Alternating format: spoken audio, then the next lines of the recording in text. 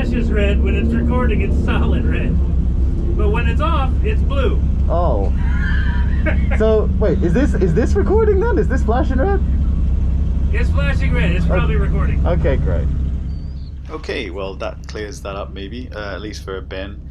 Little did he know that as he was about to set me off on my way, he was going to press the record button on the 360 camera for the second time and turn it off, so we only had coverage from that of driving to the grid, which wasn't worthwhile adding into this video.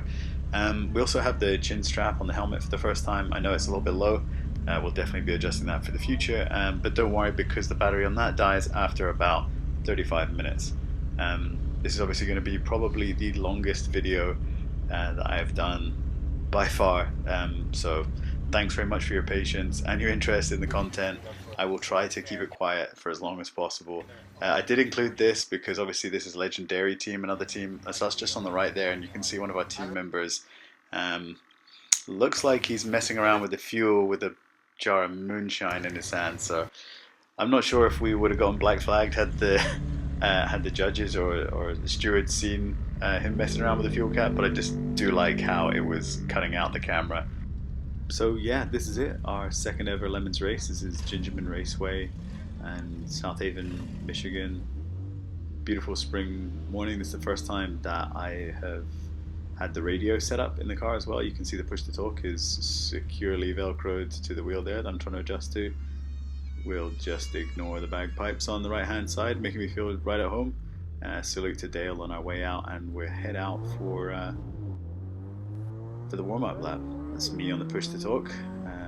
Excited to be using it obviously, and we have not bed in these brakes, so even coming out on the blend line on the left hand side at Gingerman, it feels very slippery. You do not want to be going off. I have seen at champcar the parts badger MX5 spin full 180 just coming out on very cold tires.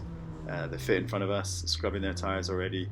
I'm going to try and bed in the brakes instead, so this is going to jump around a little bit because we have about 85 to 89 cars going out on track. I'm not sure how many made it to the start. We were pretty low down the pecking order going out, but we'll see how we get on with the first couple of laps. But my only focus here at the start is, can I bed in these brakes? So I'm trying to get up to speed to apply the brakes from, you know, around 50-70%, basically coming to almost a complete stop, and just trying to develop a little bit of feel and bite for these brake pads, because these aren't performance brake pads. They're not just bolt on and go. These are just stock pads and brake discs or rotors. You'll see I'm trying to make an effort to stay back from the car in front, but we're going so slow. I mean, you can see on the Garmin there we're in the teens of miles per hour as they're still laying cars on track. So without having to actually stop on track, trying to give us space to the car in front so that we can get up to speed and then start to build some heat into the brakes to seed them. But then that's our best way for getting temperature into the tires as well, right? Some of the cars, I mean, you can see the rear end there is locking up as well already, even at very low speed, so you can tell the brakes are not giving a huge amount of feedback and not developing feel. So it's definitely forefront on my mind at this point. I'll be pushing the button probably up to the guys to say, you know, keep an eye on my rear end, you know, tell me when the rears are locking up. We don't have ABS in this car, so it's very dependent on pedal feel and how hard you press. Obviously you want to brake as hard as possible, as early as possible, and then trail off from there. So we want to be locking up the tires, if anything, you know, 150, 200 feet coming into a corner rather than in the middle of the corner like you saw before. So I'm working hard to, probably not doing a very good job as you can tell, but I'm trying not to run into the car in front of me and trying to get a feel for these brake pads. Something that did benefit me from, that I didn't realize from watching other drivers, was you see drivers weaving left and right, trying to warm up their tires, and what I've learned is that it doesn't actually warm them so much as it does scrub them. The best way to warm your rubber is by warming your brakes, warming the hubs through that warms the wheels, and eventually the tires come up to temperature.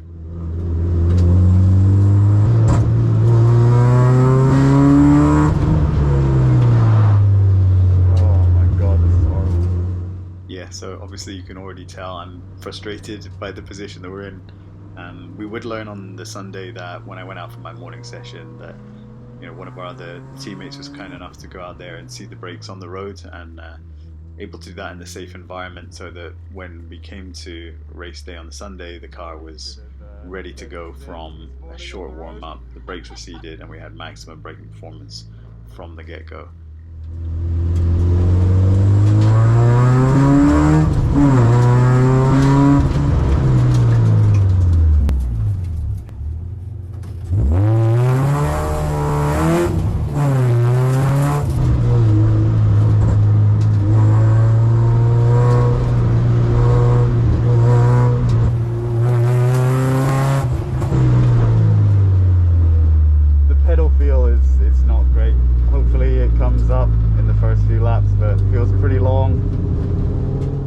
Yeah, so all of the moaning aside, I've still got double yellows waved around the track here, you can tell. So I'm under the assumption that we're going to be running here for a little bit longer. There's still cars being let out on track, and we're going pretty slow. I see another double yellow at the end of the straight. So coming in here, my idea is I'm going to cool off. I then lock up the rears, get a little bit frustrated, and then I get a radio message. Yep, so it's my worst nightmare. I am facing 180 degrees to the nearest guard station. I have no indication, but over the radio, thankfully, one of our teammates reminds me, yeah, you're in a race, green, green, green, and we're going. All of the frustration about the brakes and the tyres not being up to temp just goes out the window, and now all I can think about is you're starting 74th. How high up can we get in our stint?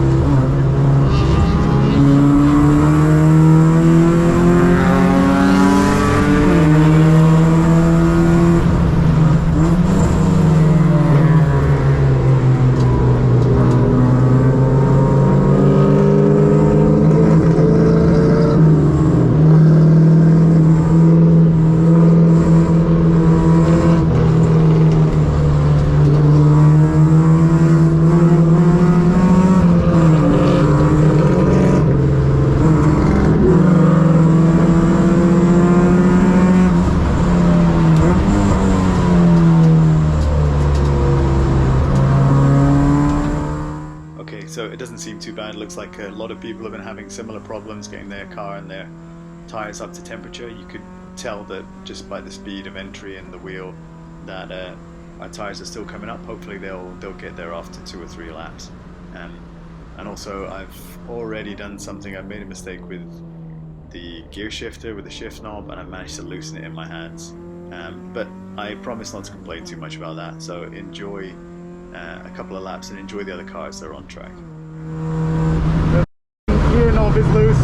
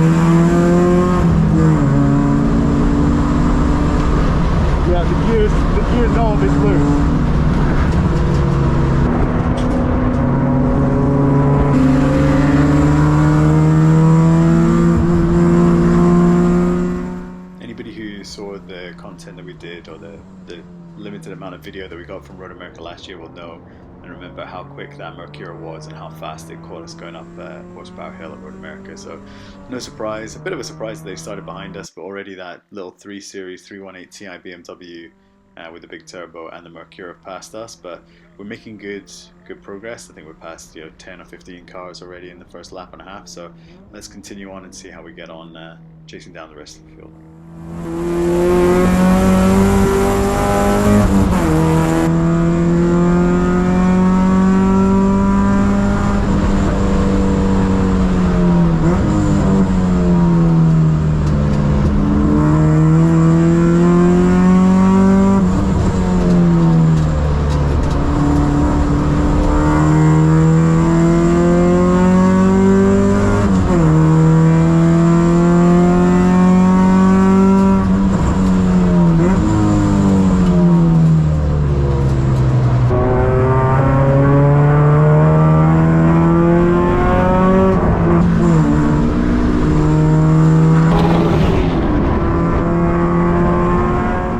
Okay, so 15 cars down in the first 2 laps, that's a good result.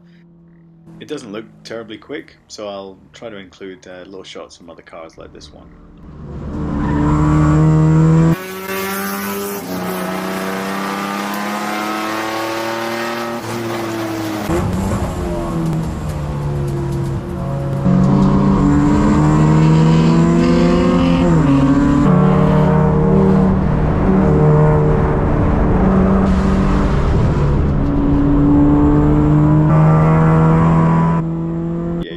Going through the S's 8 and 9 Gingerman, they can be a little bit dusty and low grip, but you can tell just how much the wheel is moving loose in my fingers, that the front tires just aren't up to temperature yet. So as we pass another car and head down the back straight, we'll try to get a good amount of temperature into them in the braking zone and then continue on.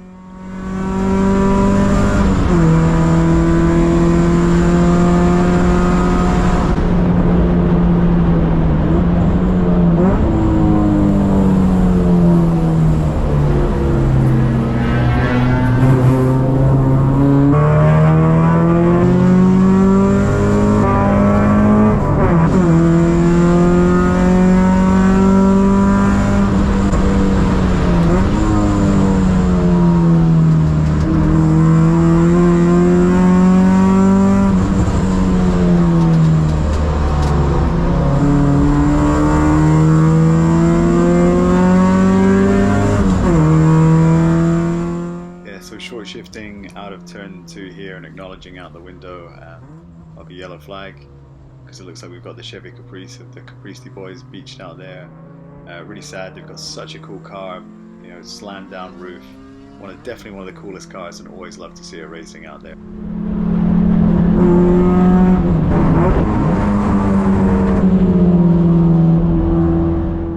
Alright, great, we're up into the top 50, doing incredibly well now as the car's warmed up. You will expect to see this Studebaker a few more times.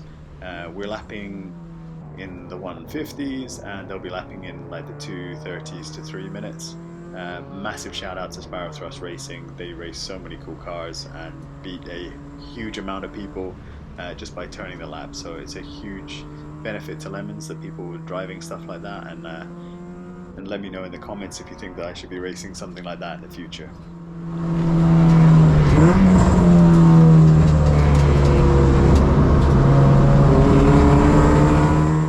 Quick shout out again to this fantastic team, Dumpster Fire Motorsports on the left with their pair of WRX wagons. Look forward to sharing the track again later in the year.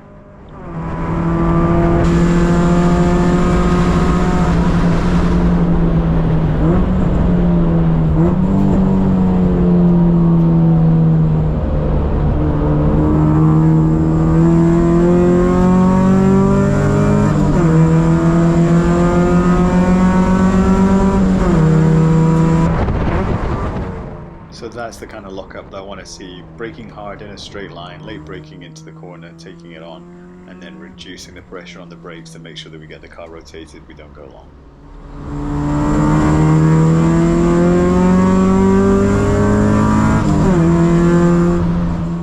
Okay, so we're short shifting because it's difficult to see, but it looks like the yellow flag's out there, the flag station on the right hand side.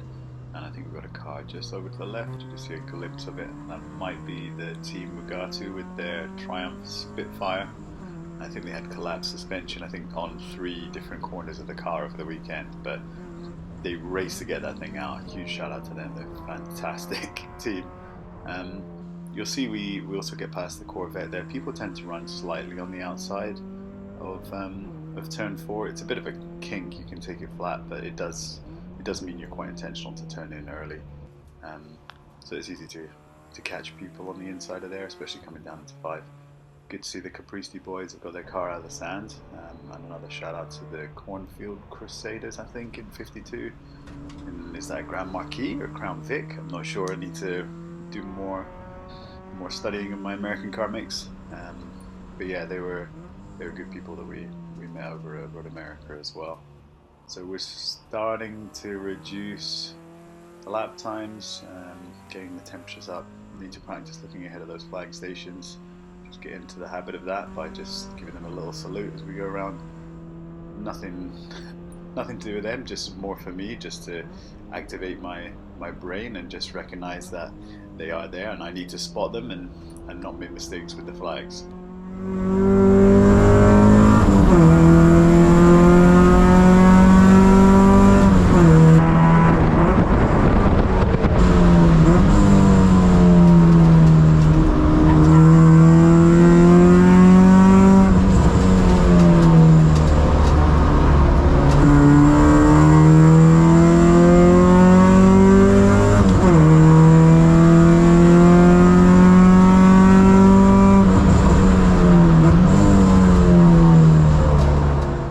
So let's have a look at turns 4 and 5 again now that we don't have any traffic. So we're running all the way out to use the whole track on the exit of 3 and already turning in to keep it tight through 4.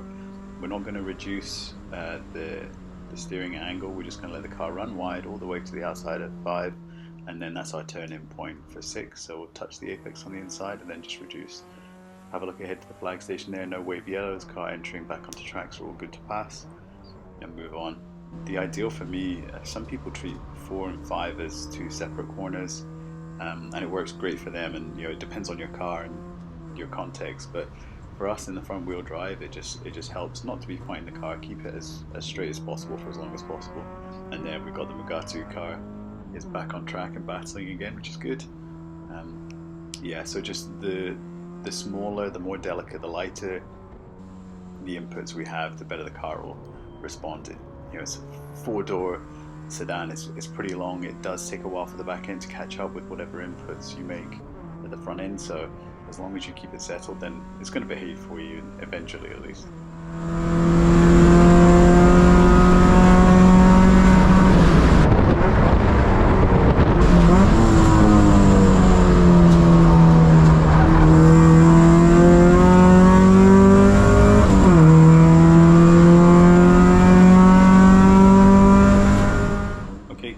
To lap 6, lap times are starting to drop, so looks like we've got a bit of traffic. This is a really good advert for carrying more speed and being on the throttle earlier.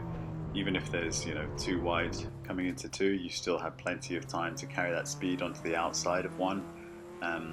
Gives you track priority going into 2, whether you have to keep it tight, for an example like that, passing the Triumph. We can make passes like that because of the power, but you'll already see on the Delta it's cost us a second by not being able to run wide on the outside at 2.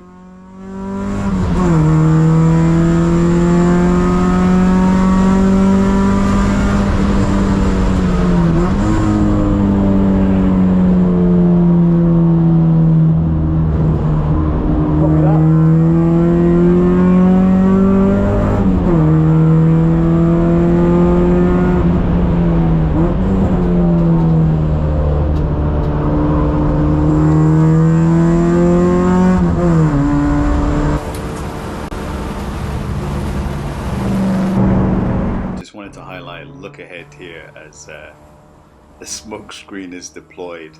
I'm not sure what is going on. There's a lot of blue smoke, so something is wearing away, whether that's seals or gaskets, pistons, whatever it is. There's a lot of oil sloshing around there, and some of it getting into the combustion chamber. Obviously it does make for some cool effects though on track.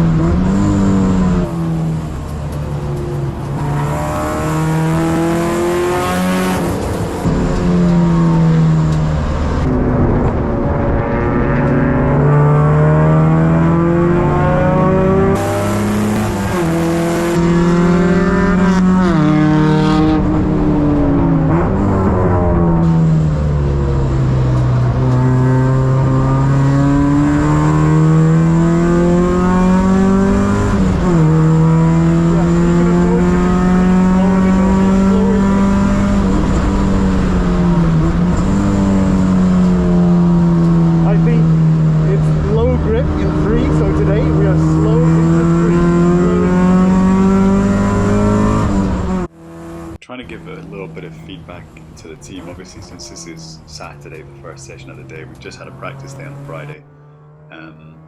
There was definitely a lot less grip than even, I mean a month ago we were running a cooler race at champcar at the same track. We were running easily 4 or 5 seconds a lap faster. I'm not sure if it was the amount of traffic that we had or if it was the temperature, but definitely coming into 3 it was a struggle to get the car to turn in. We had a lot of scrubbing. You can see it on the pictures as well.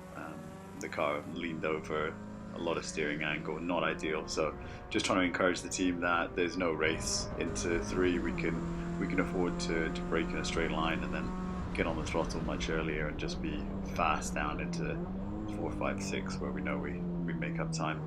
But it looks like we've got the Focus Club Focus catching up with us now, so this is a really good opportunity to get a hurry on. Also, we've got our friends, the Swamp Thing from Illinois, good friends of ours, hugely supportive with getting track time, and they've got a great little team together. We have a lot in common with them, and their 3 Series sounds great. They've got a good number of drivers as well, so give them a little salute out the window as we pass on the inside of 2, and then not hang around much because Focus Club, they're the overall winners Saturday and Sunday. Fabulous little 4-cylinder was just singing the whole day. This is my first experience with them. I knew they were quite quick from the Friday, so we'll run with them and see how we get on.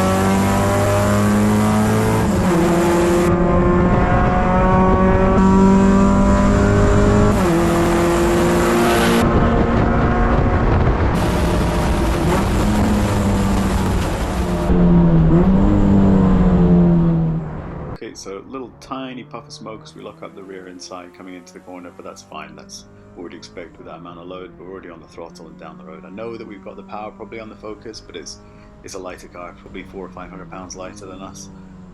So at least with that knowledge, we can carry that into our corner entry, and you'll see my head will be moving left and right. I'll be checking the mirrors a lot more. We've also got Save the Tatas, the overall winners from Road America, the last event that we did. It's nice to see them ahead of us, not driving away, so we'll take advantage of the situation with the traffic, and we'll just watch. I've never actually been able to keep up with them, so I'm hopeful of learning a little bit. There's a hugely experienced team with a ridiculously quick car, so if you're anything familiar with Lemons, you'll know all about this team. If not, they're worth researching. Because they have a huge amount of experience and they race for a good cause. We've also got the Chevy HHR SS manual with the big turbo, so we'll give them a salute. They were our neighbours in the paddock as well. That was going to be our original Lemons car. We wanted to do a moonshine theme with a panel wagon, but those HHRs are like hen's teeth, so those guys, I think it was good to see them running early on the Saturday, but I'm sure they had turbo problems throughout the rest of the weekend, so they didn't get as much running as possible. But hopefully we'll see them out with that car again, because it's just such a nice build. It's such a bizarrely good looking car. I don't know, maybe it splits opinion. Let me know what you think in the comments. But I quite like it. There's something about it. It's definitely better looking than the PT Cruiser of the Bud Drugs team that we just passed there. So you'll see as we look out the front coming down that the Save the Tatas, I think it's Camaro, underneath the body.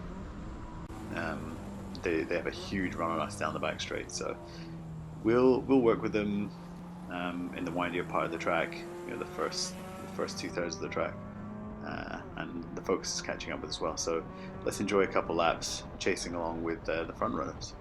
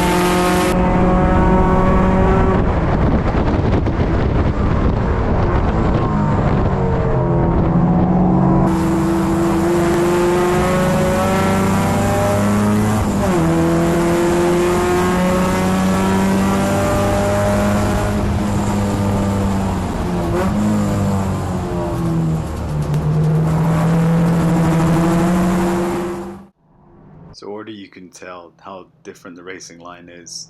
That focus is so light, it can take such a reduced radius corner out of one, and it almost looks like as they're coming through the corners that they're able to decrease their radius and sharpen their turning angle at will, whereas you'll tell probably by the sound of the throttle and you're seeing how wide I'm running that I'm trying to keep the car as straight as possible, using everything I can on the track. And it serves us well here because it gives us the opportunity to pass on the outside of the Golf. I know that they're going to have a little bit of turbo lag coming out of this corner, so we'll go on the outside, but doing so has given the focus and in. So I've moved over to the outside for turn into 7. I'm looking ahead at the traffic, and already I know at this point that they've got the inside. They're no longer mirror to mirror, so happy to let them go through here and observe them for the first time. Little silver Jetta on the left hand side, it's the only diesel running. The Quattro Vatos guys, the 4 men, doing 4-hour stints as well, which is huge, so it's a really different strategy. Interesting group of guys. They're really kind to give me a lift when I was stranded up on Spectator Hill, and they saw me running back in my fire suit, and it's a bit of a walk if you haven't done it, to run all the way around from the center of the track, around 3 and around 2 and then around 1 to the paddock. So thanks to those guys for taking pity on me and giving me a ride. So you'll see we're lapping a few teams, but there's traffic up ahead. So I know that Mustang, the Hawaii 500 boys, is a quick car, and then we've got the Save the Tatas and Focus Club as well ahead. So we'll see how these cars are going to negotiate traffic, how they're going to position themselves, and we'll see if we can capitalize on any positioning through the windier part of the track.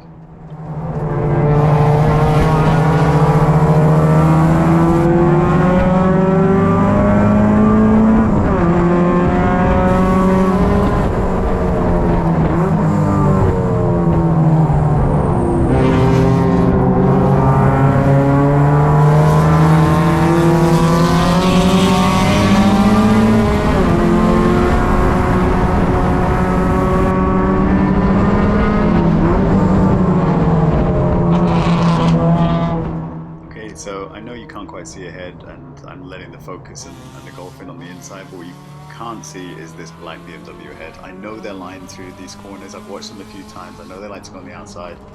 I know that the guys in the Mustang are a little impatient, so I'm going to gamble on them. I have a little Mini Cooper S, and I know how tight that can take corners, so we're going to follow them and just take advantage of that. It's the luck of the draw. Sometimes traffic, you just get caught up. We were fortunate that we looked far enough ahead that we knew, or at least could plan ahead for what was coming, and then we should be able to dispatch these relatively quickly. I know that Mustang is a little bit wide, and I'm probably putting too much pressure on there, not leaving much of a gap for error, but he's pushed up to the Mini. It's cocking a wheel into 10, and so we can run all the way around the outside. He's probably rocking just over 200 horsepower, so we've just got them on power and try to break the slipstream of that focus as we head down the back straight.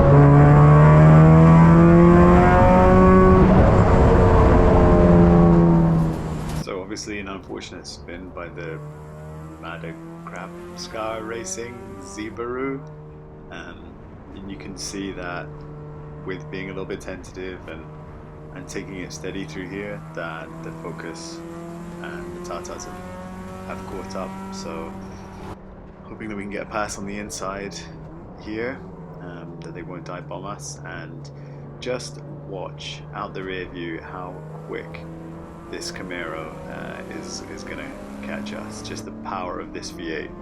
They're way back.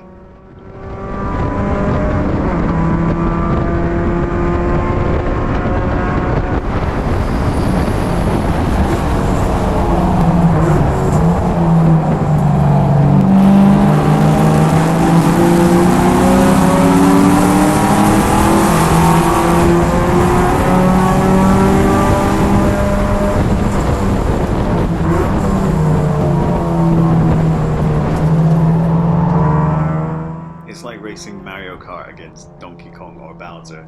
They're not quick through the corners, but see when they get their momentum going, they fly.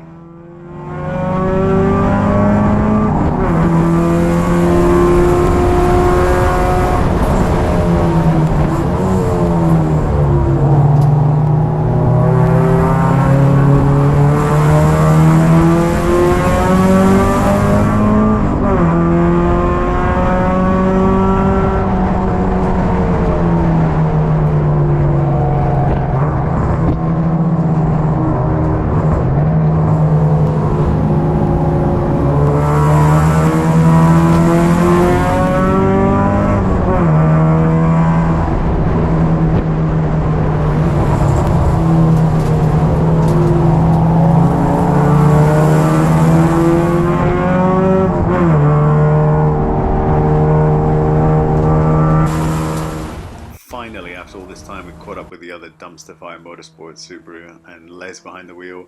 Really great driver. We were racing against him last month at Gingerman, again in champcar.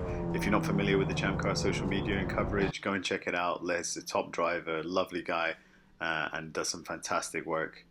You see he's a little bit confused at the amount of pace, but who knows, Les mate, if you watch this, then maybe one day we'll give you a drive. But until then, keep doing what you're doing, my friend.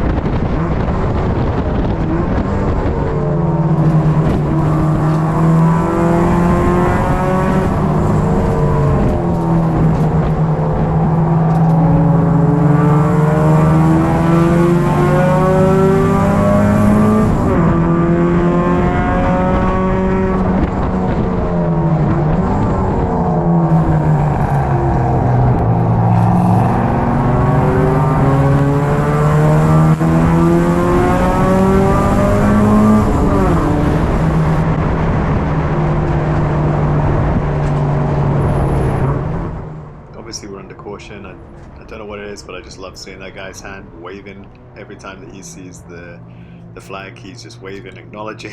It's great. It just looks funny. I started copying him after that. It really helps because the amount of times that people do not see the flags, it helps just to get your hand out, wave, just try to get somebody behind you's attention, save them from getting a black flag for passing under yellow. Sometimes obviously you're unsighted as well, it's difficult. Whatever the reason, it doesn't matter, just like help out your teammates as well. Obviously sorry for no more chin strap as well, that probably died about 5 minutes ago. At least we have the rear view camera still going for the next few minutes at least, so we can enjoy some rear shots until that finally perishes. Any advice we're working on, we've got terminals in for hardwiring the cameras so that they can run off battery power, so we shouldn't have any battery issues. Memory cards are on the way, but for things such as the chin strap or for 360 cameras, any kind of recommendations super welcome, especially what works for you. We're not going for a full-time Ames camera. We have the Garmin Catalyst, which is this camera we're seeing here, just situated right in front of the rearview mirror. That works great for our driver coaching, and we can, you know, lift the unit out of the car immediately after a session. So yeah, so any advice on filming or how you'd like to see the footage, then post them away in the comments, please.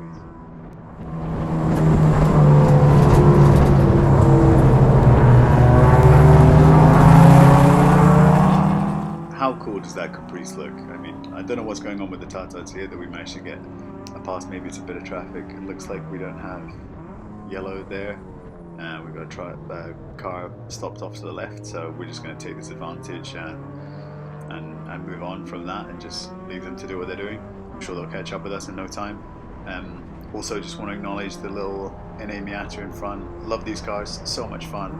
I believe this is probably Ben driving from Advanced Autosports. If you're not familiar with their work, or you want to get into spec racing, whether it's Miata, MX-5, whatever, look up Advanced Autosports. They run out of Joliet and I believe Beloit or Janesville. They've got another shop as well. They've got more than a dozen race cars. They sponsor schools. They just do fabulous work. I've had the privilege of driving a number of their cars. They rent them out, arrive and drive race weekends or schools, like I was saying. It's a good program, really great bunch of guys, well supported. Ben's a lovely guy as well, and I think this is his first Lemons race, so I'm not surprised he's throwing it around, probably running less than 100 horsepower in this thing, but it's probably built mostly out of scraps and spares from all their other spec cars, so I'm sure it's plenty quick enough. I'm not sure what the Polka Kings are trying to do there, whether it's pressure, but that Michigan team, I know they're not going to move in a hurry. I think they had difficulties with visibility in their car. They had a lot of students, so yeah, I can highly recommend the grass on the right hand side going down into 10. It's very consistent, it's not bumpy, it's not a big drop off when you go 2 wheels off, so yeah, it's a good escape road. I wasn't going to lift or wait for anybody else.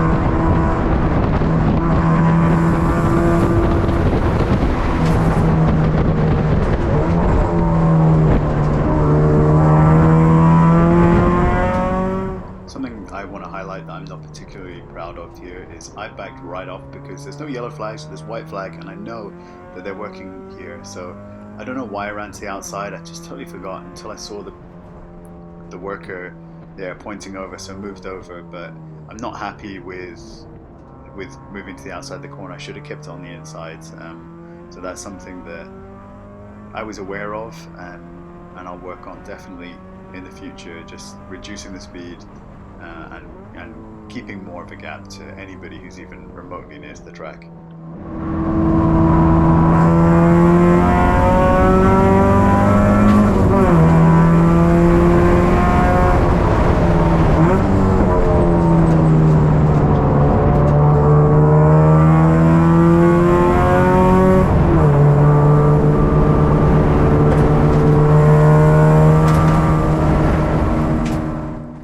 Surprisingly familiar number of British teams. We had one of the teams were running a Rolls-Royce with a Dodge Viper engine. They also had the Sensame Cheat car as well out on track. We have the Taurus with the bagpipes, and then we have Mr. Bean's Mini here on the left.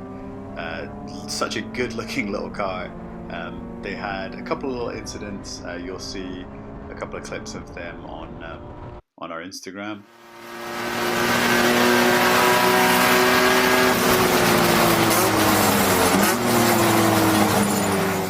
A couple of crispy downshifts there, courtesy of our friends at Legendary, and we're up behind Rivals 200 in the MR2. Really cool car, and looks like we've already got the Tatas catching up on us, so let's get a hurry on through lap 19.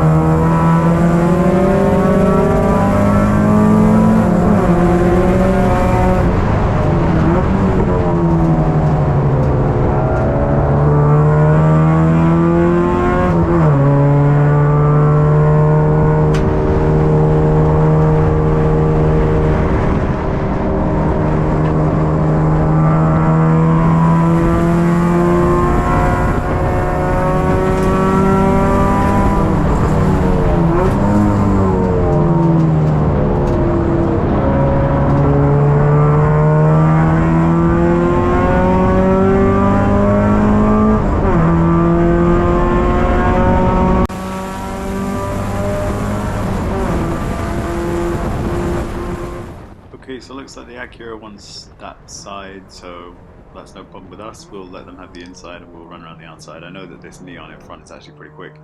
Looks like they're reducing the radius of their corner as well to get a slipstream, but that 3 Series out front, the champcar livery suggests that it's in EC class, which means that it's exempt from points. If you're familiar with champcar, you know that they run a vehicle performance index like performance points. And the EC sticker on the back of theirs means that they exceed the 1,000 point maximum, so they run in their own class. So we know that that's pretty fast, and it looks like a huge amount of traffic ahead. We've been running pretty well with traffic, so we're going to negotiate, work with the Dumpster Fire boys, but it looks like there's been contact straight up ahead, so we're on the wrong side of this. Cougar and the Mustang are going to get caught up. We'll drop it down to second, heel toe, try not to bog down and get moving. Tatas gave us a little bit of room, that was generous of them. Can't say we'll afford them the same courtesy, but yeah, we'll get down the road. We know that there's a lot of traffic and people are tentative at the moment, especially with contact there, so hopefully those cars are going to get moving, but we don't want to wait to find out, so we will get bogged down here. Should have run further on, but they're running a tight corner on the inside, so they were on the brakes, not confident they weren't going to run wide themselves, and hopefully that's cleared the worst of it. The only problem I had here, we had a little bit previous with this probe coming down into 4. It wasn't quite sure where it was going to position itself, and I'm still not sure as well. So the inside wasn't good for them. Now they're moving out to the outside. They want to move to the inside again. It just caused me hesitation. I'm not sure if they're going to turn into this corner again. So yeah, we'll back off, and you can see they're long and late into the brakes, reducing the radius. They're not really aware of what's going on in the mirrors, so let's just play it extra safe. We know we've got the power on them, so we'll wait. Unfortunately though, that's really held us up, so even though we're in front of the Tatas, they're just going to blow past us and take the lead down into the final corner.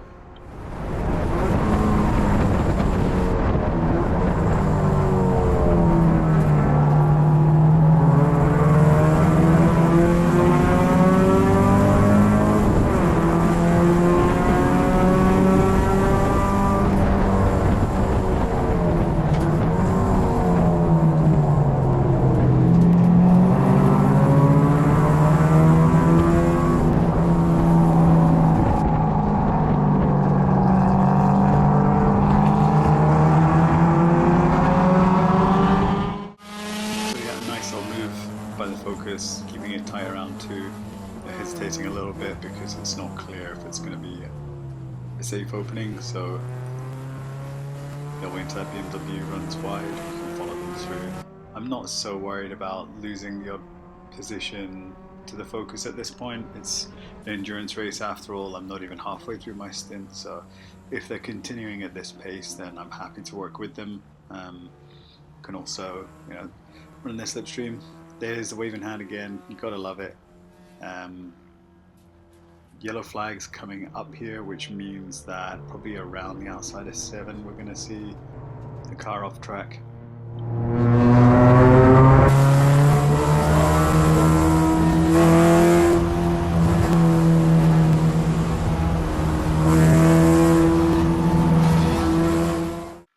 Yeah, that's really unfortunate. You don't want to make up positions by passing cars stationary at the side of the road. It's sad for the Mercure because it's a really quick car. We've enjoyed being passed by it many times at Road America, but I'm sure they'll be up and running again before the end of the race, hopefully. I don't believe their weekend was over. This is still, early on the Saturday. We've got a good exit past the RX-7 on the right. It's another high horsepower car, so I'm surprised if we get past it so early on in the straight. And then this is one of my reflections from racing champcar the previous month, was that I was lifting slightly earlier, coming down that back straight. I was pointing by. I was trying to make friends, and so my reflection going into this as a race weekend was that I wasn't going to earn any friends too easily. I wanted to gain the respect of people for the racing, and so I was always going to take that position.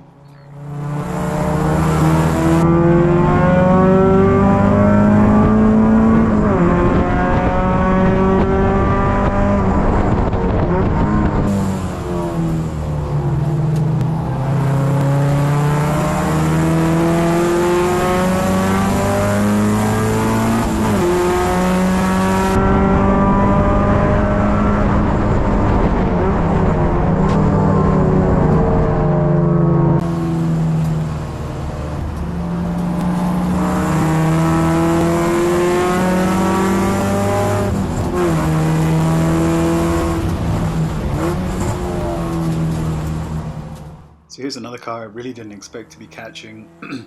This is an Audi S4, running gear, drivetrain, suspension, all that set up on a tube chassis with an Opel GT body plonked on top of it. They were in Class C last year at Road America, which is frankly amazing because they were stupidly fast. They won their class, so they automatically got promoted up to Class B. Pass that, entering back on track there. So if you win your class, you get bumped up. They actually went on to win Class B at this race, so hopefully the next time we see them, either Autobahn or Road America, they're going to be in Class A, so they're not going to be in our class because they lapped a good 25 laps more than us over the weekend. But it's good to know that we have pace over them as well. When that car is flying though, is something else.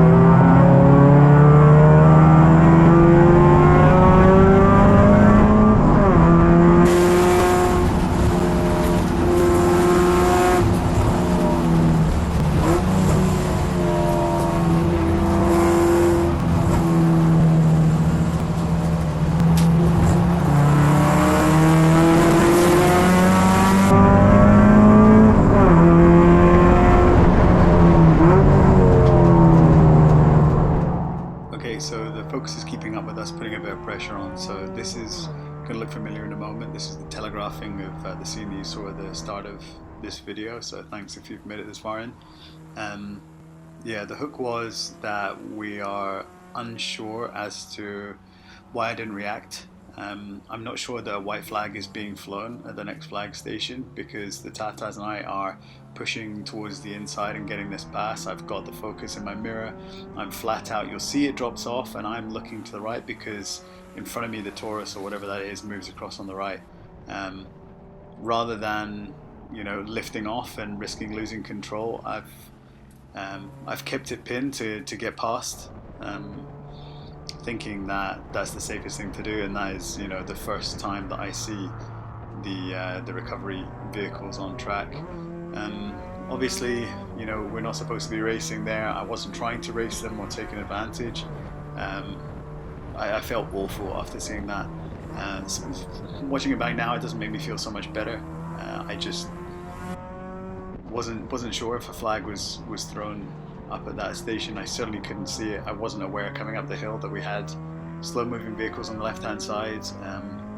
Didn't expect that forward to move across the right, so I was doing what I saw as the most proactive, safest thing I could, and that was getting myself out of the way. Watching video back like that, you know, it's worthwhile. Doing, you know, driver education courses or doing motorcycle courses, I can recommend really highly, because it trains your mind to think about your escape. If you ever get into situations like that, you're always looking left and right, like, how can I get out of that? And like I said earlier in the video, you know, that grass is very forgiving, so it's a safe escape out to the right. You can always bring it back, and, you know, the road is eventually going to come to you. But yeah, you'll see the Tatars are driving away. I'm still a little bit affected by that. Unsure if I'm going to get black flagged for a move like that. You know, I'm glad I got the benefit of the doubt, but it definitely affected my pace and made me second guess what I should be doing. I didn't have anything through on the radio either,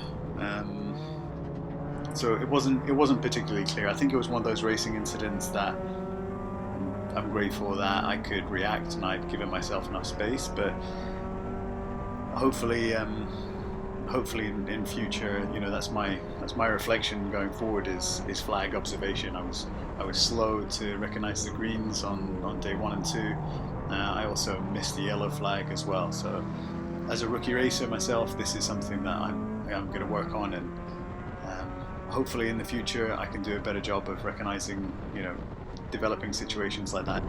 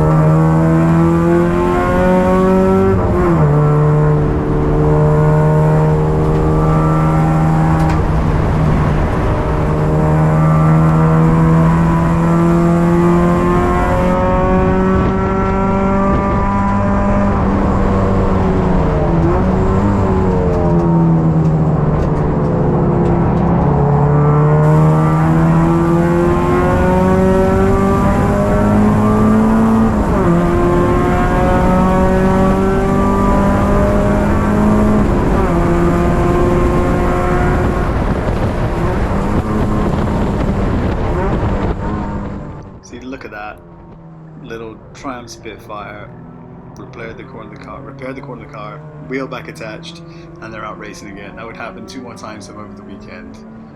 Just, they barely lost time.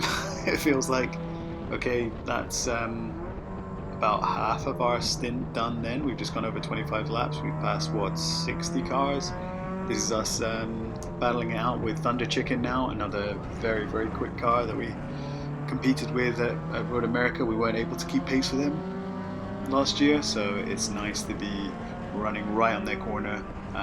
They did a really fast lap, so I think they had a 1:45, so they definitely have pace on us over a lap, so it's nice to pass them, but equally, you know, the Focus has squeezed through, so we're going to follow the Focus. I'm not going to bow to the Thunder Chicken there. I'm happy to just keep it pinned around the outside and breeze past this Corvette and get moving down the road again.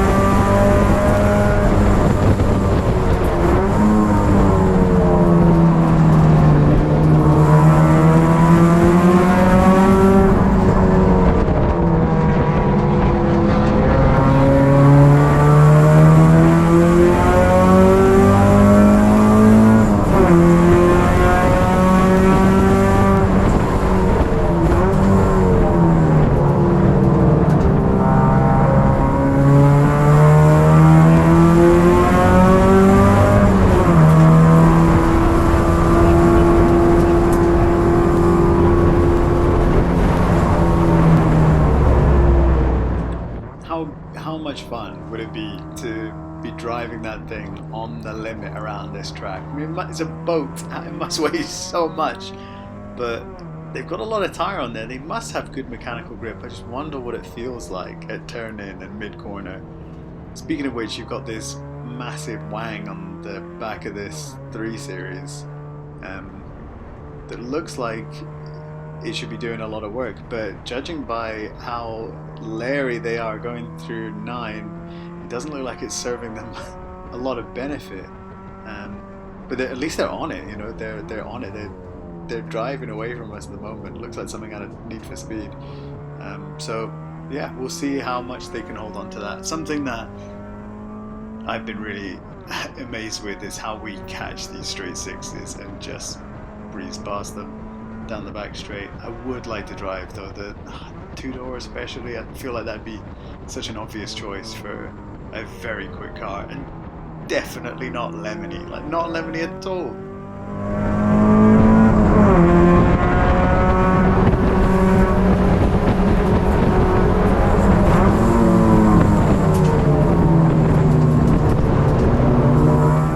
This, however, is more in the wheelhouse. I really love this build, this little Ford Ranger. Must be the 4-cylinder. Sounds really cool. They've got the air dam. It looks really lightweight. If you want to see more of this, I suggest going over and watching our other driver, Brian. He had maybe 15-lap battle with that, you know, going back and forth. So really good footage of that team over there. Not familiar with them, but kudos to the build. Looks really cool. Sounds excellent.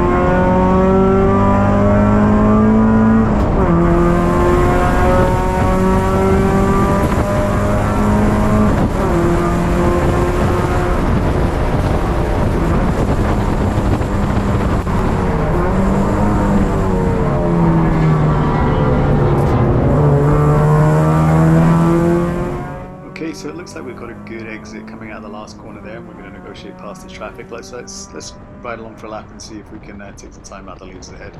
So we're going to brake hard early, downshift the third, cut across, be on the throttle, let ourselves run out wide, keeping it in third gear, stretch out, brake in a straight line, try and keep it over to the left so you can decrease the radius on the throttle nice and early, touch the apex, let yourself run wide, keeping the car as smooth and stable, use the full run off there. Up to fourth gear, keeping it left, trying to brake as late as possible, braking hard, heel toe down to third gear. We don't have to get the first apex, it's a late apex corner. Kick up a little bit of dust if you can, but you're on the throttle wide open all the way onto the outhand side. Keep the car relatively central, you don't want to be too far out for that turn in, keep it tight, touch the apex on the inside of there, hard onto the brakes, down into third gear, keeping it tight, letting the car just run all the way out into the rumble strips before you turn in for 6, onto the throttle before you hit the apex, let it run out. Thanks very much for the point by to Les, always very generous with use of the track. Shout out to him, flat out in third gear, down onto the brakes hard, give him a little bit of space, we don't mind running wide on the outside of 7. Lots of grip out there, short shift into fourth gear and we can start to follow. Now we're just trying to increase the speed gradually, we don't want to scrub off, touching the inside here and back, transition really smoothly, and now we're building speed all the way. You can see us just slightly start to pull away, he's all the way to the outside, really nice line from Les as well, but we want to be finishing on the outside of this corner so that we got the entry in. Braking hard, down into third gear, keep it super tight, dip a little toe into the grass on the right hand side if you have to. At that point though, you're already on the throttle wide open, letting it run wide. Up into fourth gear at the limiter, or close to, and then a shorter shift into fifth, so you're in the power band but you can use all of the horsepower down the back straight. A little bit of a slip from the 3 series ahead, and then we can brake hard and straight in a straight line, down heel toe, 2 gears on the throttle before we get to that apex, let it run wide, and it's just a nice smooth exit. Lovely corner, that last corner. Up to fourth gear, and then we can stretch it up to 7,000 RPM, 200 feet hard on the brakes, heel toe down to third again, and try to carry as much entry speed as possible before we reach the traffic. It already looks like we've taken a little bit of a chunk out of those cars in front. Looks like they caught up with the traffic, maybe on a bad lap, but we'll see if we can negotiate it a little bit better and catch up with them again.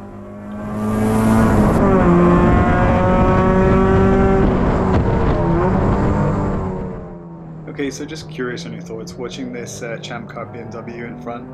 I know we're all used to seeing lots of dash cam footage of 3 Series BMWs, but yeah, I'm just interested on feedback from this. I was following this guy quite a bit on the Friday. I'm not sure if it's the same driver, I'm pretty sure though.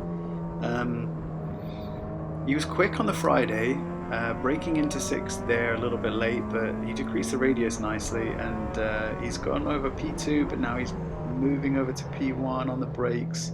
Just looks a little bit reactive to what's going on in front rather than looking particularly far down the road.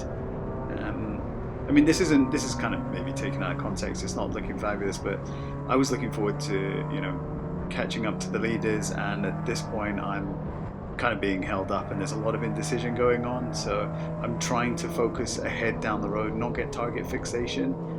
He's gone long into that corner, so I'm happy to be onto the throttle earlier, even if I have a slower entry into that corner, it doesn't matter. I'm hopeful that by the end of this straight, you know, I've got enough of a slip. I know that I've got him for pace, so we'll just, you know, move over nice and easy and not try to stress him out with the brakes. I don't want to push him, but sure enough, he wants to battle under braking, so we'll take the corner, reduce the radius, and just like run ahead. That's us up into 10th spot. Sorry, somebody's obviously pulled off into the pit, so it's nice to be up into the top 10. Not having to drive in my mirrors here. We got decent space up in front. I'm not really recognizing this Mustang, if this is a top 10 runner, if this is somebody who's had problems and then only got out later in the morning. We're using the whole track just to try and be smooth. I've moved over into the middle of the track there, just have a look in my left-hand mirror slightly. No, I do recognize this Mustang. It was the one that was facing the wrong way at this corner before. Yeah, that's right. That's why we didn't see it that often. It's obviously a quick car. It gets down the road well. But you'll see that we are going to have a little bit of a problem with it. Coming into 6, we're going to take our normal line, and then we're going to be on the throttle and thinking that we have plenty of space on the outside, but they're going to run wide. Totally their right. I actually looked across at the driver of the BMW and gave him the point by, just gave him the go ahead. I'd compromised my exit, I hadn't done a good job, and he'd had a good, you know, tight exit of 6, so I was happy just to say, you know, go ahead, have another go, mate, you know, get past the Mustang. But that was a mistake because once again we're in the same situation of is he, isn't he? Are we going to pass? Are we going to be smooth? Are we going to be on the brakes or the throttle? And it was just unpredictable. He can, I don't know what brake, they must have the Willwoods 4 pistons because they can afford to be very late on them. But he is going long into the corner, so let's see how much power this Mustang's got.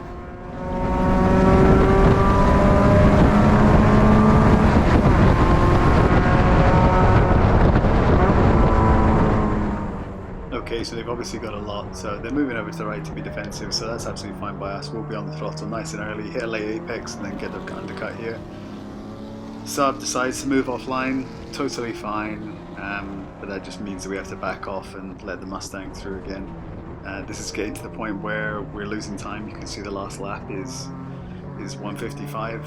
We were aiming for 153s and below before, especially if we want to catch up with the leads again. So we'll just keep it nice and tight to this Saab, use a little bit of a drag from the Mustang and see if we can pop past it as quickly as possible.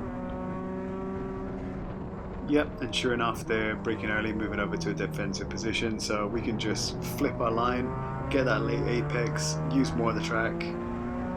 You can tell they've gone under speed into the corner because they can move over to the right earlier. That's better for us because it gives us a little gap. We'll hug the apex on the inside of 4, and they're not on our way back into 5. So we have the corner now. We can run wide and take our normal line and start to head down the road past this HHR and looks like one of the Miatas as well.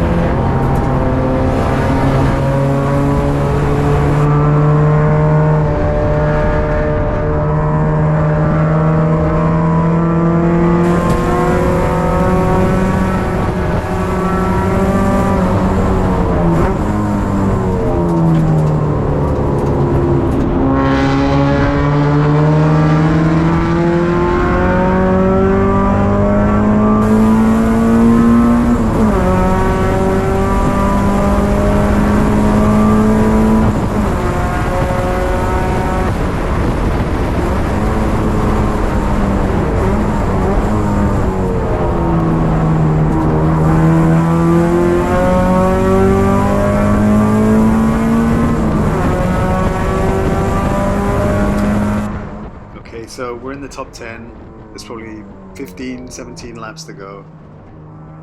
No more losing time. Time to get our head down and focus on getting into that top 5.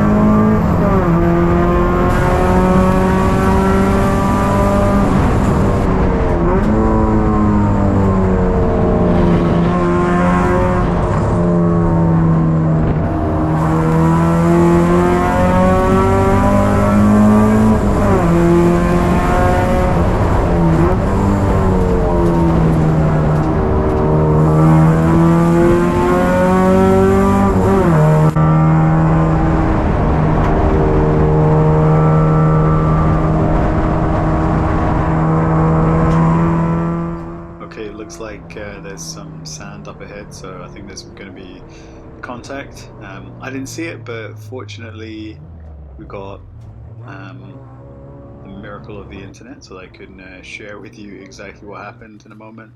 It looks like the Raging Bull and the Polka Kings, that pops us up to 9th position, so yeah, let's have a look what happened.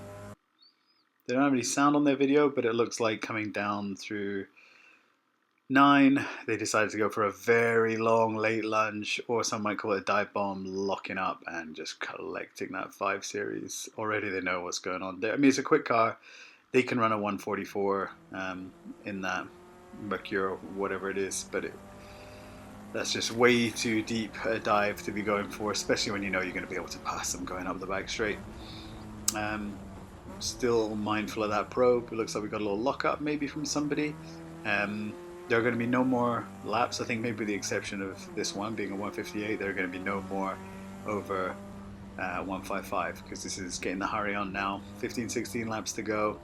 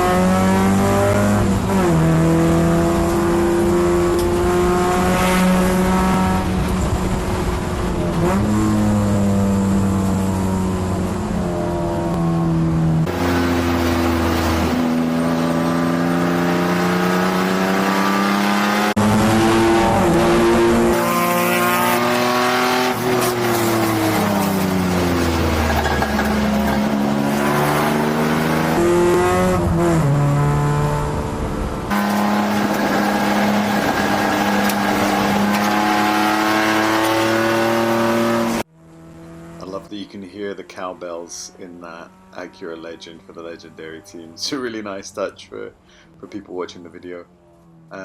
Also would love to hear thoughts on including footage from other teams. Obviously not all the teams upload video. The most recent footage from Gingerman I saw that was uploaded was from 5 years ago. Some of the teams are really great because they're obviously using this My Races Live package that Dumpster Fire Motorsports I think are starting up, although correct me if I'm wrong there. So yeah, they live stream, so you can get 8 to 11 hour videos of what they've streamed just up on YouTube, which is really helpful. Sometimes the quality isn't great. I would prefer to use the GoPro and produce some really high footage and then upload that as soon as I can. So I don't know, let me know what you'd rather see, if you'd rather see a live stream, or maybe something we can include in the car down the line so you can keep pace with us live as we go, or if you'd just rather see more onboard footage and different camera angles. I'd love to hear your feedback so I know how I can produce better content and more entertaining videos down the line.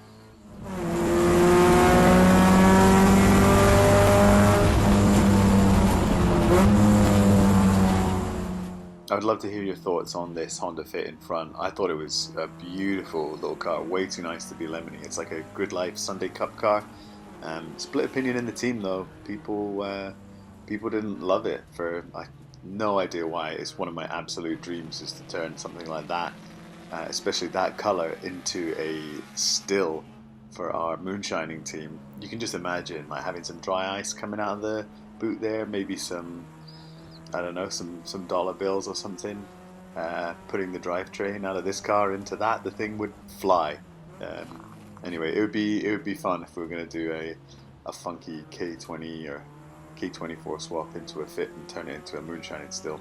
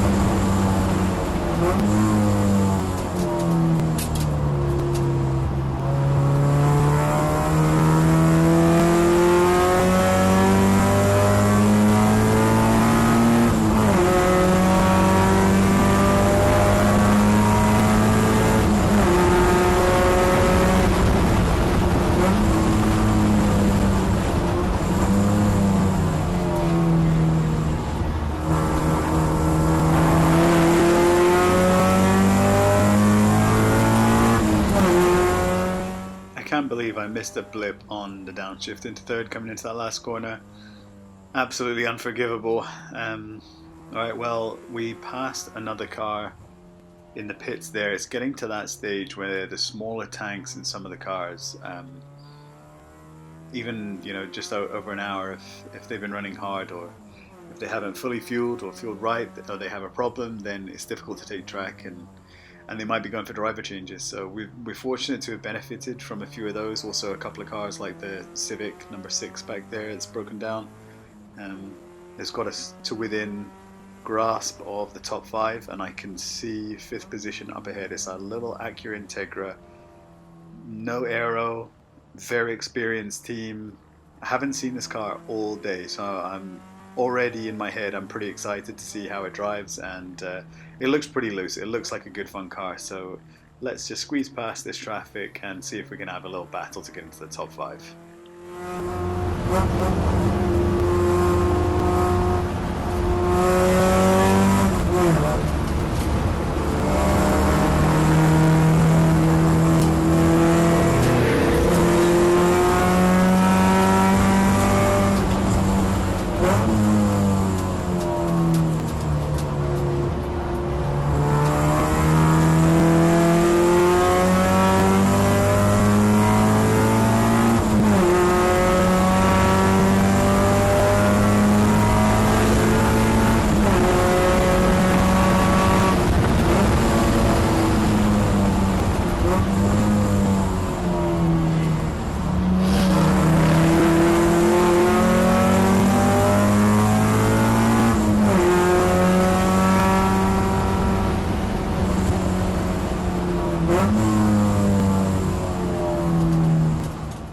So we had a white flag waved at the end of pit road there. That means that there's service vehicles coming out or just recently on track. We know that the Civic is pulled over on the left down here, so we'll back off and learn our lessons, stay well over to the right.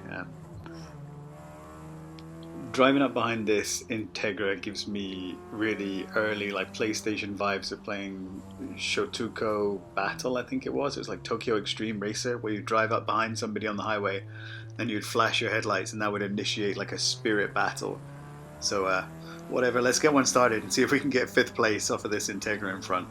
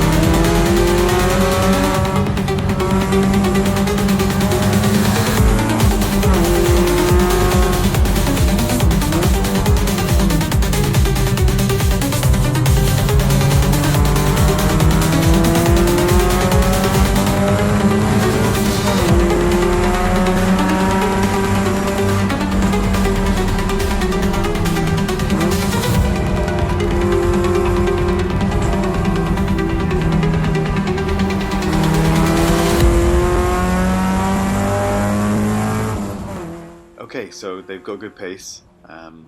Difficulty maybe is a little bit hard. So let's give it one more go. Cue the techno and let's have another round, see if we can get past them.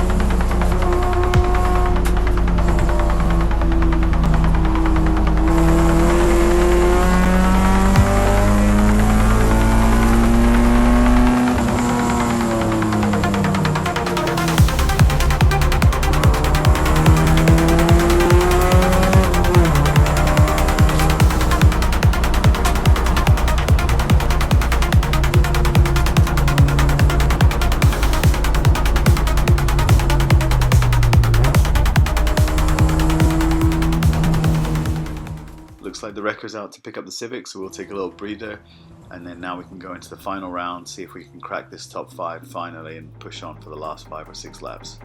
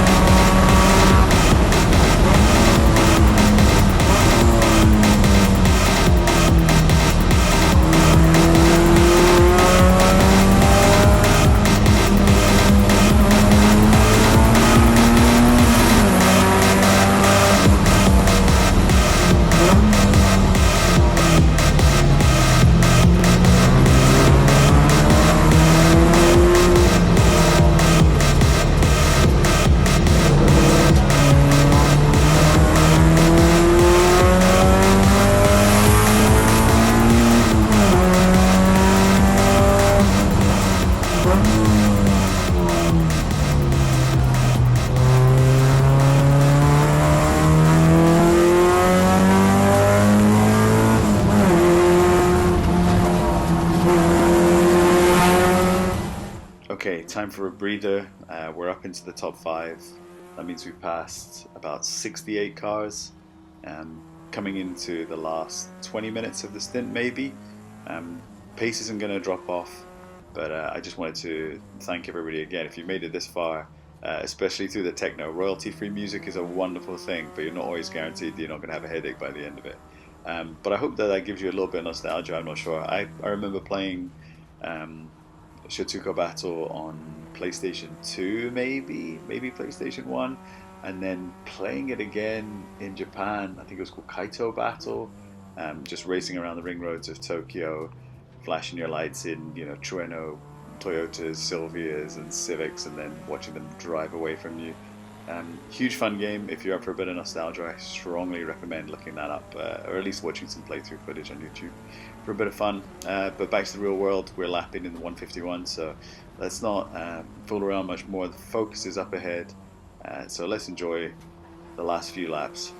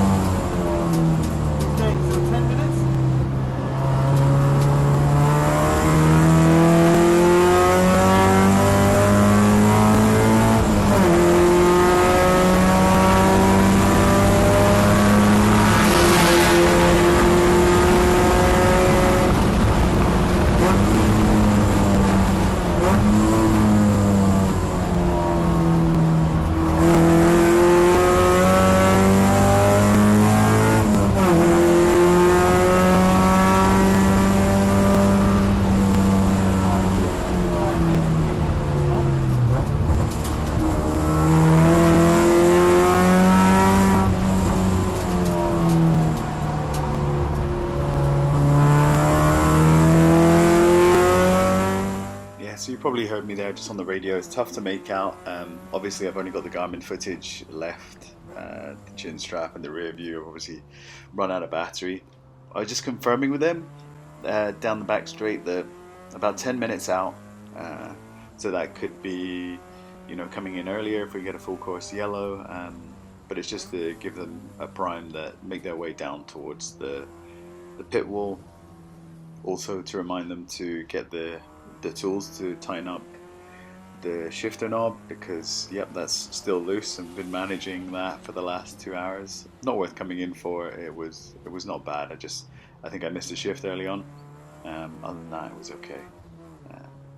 Also, thanks for the previous lap for the point buy again from Les. It was nice to get the cooperation. I know it probably cost him a couple of seconds down the back straight. I tried to keep right and get past as quickly as possible, but at least I had enough time to get my hand out the window and thank him personally.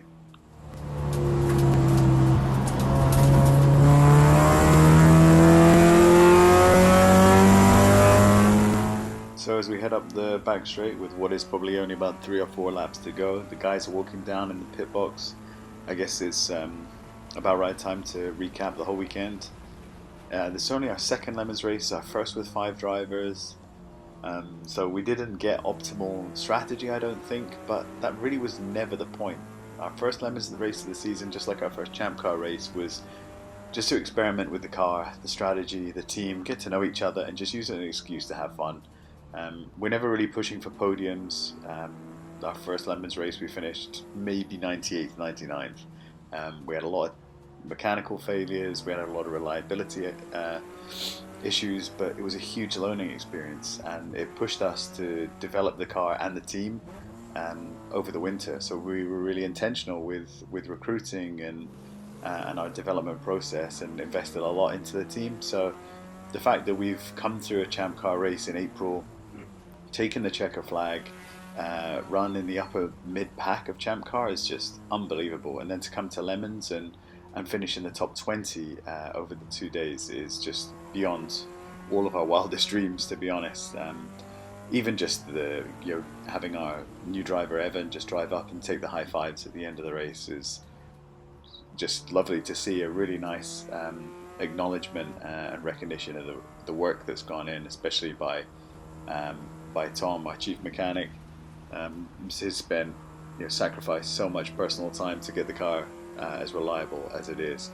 And as you can see, it's quick and it's a pleasure to drive. Yes, it's 4-door sedan, but that's part of the development journey. We've got a slightly heavy car. It's good on power, but it chews through tires and brakes. We're running a lot of stock parts, so that's going to be the next thing. We've got to lighten the car a bit. We've got to work out how to thin out our stock harness so that we're not carrying all this extra stuff. We've got to figure out the ABS. Are we going to leave it in and really enjoy the benefit of it, only for it to fail on on lap 2? Maybe we take the ABS out and make our brake swaps easier and quicker and save on some weight. What other things do we need to put in the car? We're going to do the cool suit. Obviously, it's hot races coming up. We've got to develop our cooler. Not everybody can afford to buy a cool suit. They're pretty expensive. We also see a lot of cars with some funky aero going on here. With the exception of taking all of our windows out and some rust holes in our footwells and rusty rockers, there's very little aero that we're running. We want everything to be stock, because otherwise we get penalized in our other series in Champ Car. So if we can work to make the car a little bit more lemony and a little bit more backyard, then we'll continue to run a slightly different setup for Lemons. When we initially bought the car, we spent way too much time making sure that we got a $500 car. We didn't realize that everybody was being a bit cheaty. So, well, not everybody, but some of the teams are spending a lot more than that. You see some of the 3 Series BMWs and the Mazda MX-5s going around this track. So when we got that $500 Accord off of the Pastor up in Sheboygan, Wisconsin, I can't tell you how excited we were to be on budget, and then how much effort then went on to selling everything out of that car, the full interior. I think some of the stuff must still be on Facebook Marketplace. We then bought another car. We fed our Accord, an Acura TSX that we got off of a guy. So from the money that we'd saved from our first car, which was originally a little Civic, and then from selling the interior, we were able to put that money into buying a TSX, which was then cannibalized by the Accord. So we got good, bigger brakes, running gear. But then it ended up a lot of the stuff wasn't interchangeable. So we ended up having to sell a lot of that stuff and reinvesting it into the car. So it's been a journey, and this is just the beginning. So it's lovely to see the development trajectory of the team, and to see it going in a way that I can already see a legacy effect beyond me being in the team. So it's nice to have the community, to be developing that community online as well through Instagram, and people reaching out, people coming up to us on track and test days and recognizing the car. A lot of people on those test days driving Corvettes and Mustangs are really upset when they get passed by an absolute crap box Accord, but it sparks conversation, and that's the purpose of the car and the team, is that it's not just for us, it's for everyone, and we want it to be fun. So a big thank you to everybody on the track and at Lemons, the organisers, especially the team, our new drivers, Brian, Evan. They were just, rock stars. They kept getting faster. If you want to watch their sessions, you can see them on our YouTube at LOL707 Racing. Also got shorter videos than this one for their fast laps as well, so you can begin to understand what sets us apart as a team and what makes us individual drivers and our habits and styles, and that's ultimately the goal of this team, is to add more diversity, be more not just demographically but obviously cognitively diverse. We all come from very different backgrounds, but it would be lovely to add to our driving style, and that's always open. Even if you're not going to get a seat, come and participate with us. If you're at Lemons for the weekend, come and say hi. We'll be the guys dressed as moonshiners with the straw hats and the dungarees on. Share a little bit of moonshine with us. Come and have a laugh, ask about the car, tell us about your relationship with your car, or if you're just looking to get into racing. We started from absolute scratch as well. We didn't buy a race car, we built it. So there's lots of discussions to be had. We'd love to give our time, and we're always up for a chat. So as we're coming up to, this is probably on the last lap now. Last lap was a 1:53. Coming up on the HHR. One more time. I think on this lap, this is maybe my penultimate lap. I pit in on the next one. We're coming up on what I hoped was going to be a final pass to make it 69 places, gained from, 74th, all the way up to 4th place. So yeah, unfortunately we're not going to make that pass on track. They pit in. So if you want to see any of the speed times, it's been a challenge for me to go back through the video and relay all of this, but you can go on Speed Hive laps and search 24-hour Lemons and corroborate the data, and I'm sure I'll be well informed if I've made any mistakes. But yeah, we'll let it rip for the last 30 seconds and enjoy that VTEC. Thanks very much for watching, and I'm looking forward to connecting more with you in the future of the races, and who knows, maybe see you out there on track.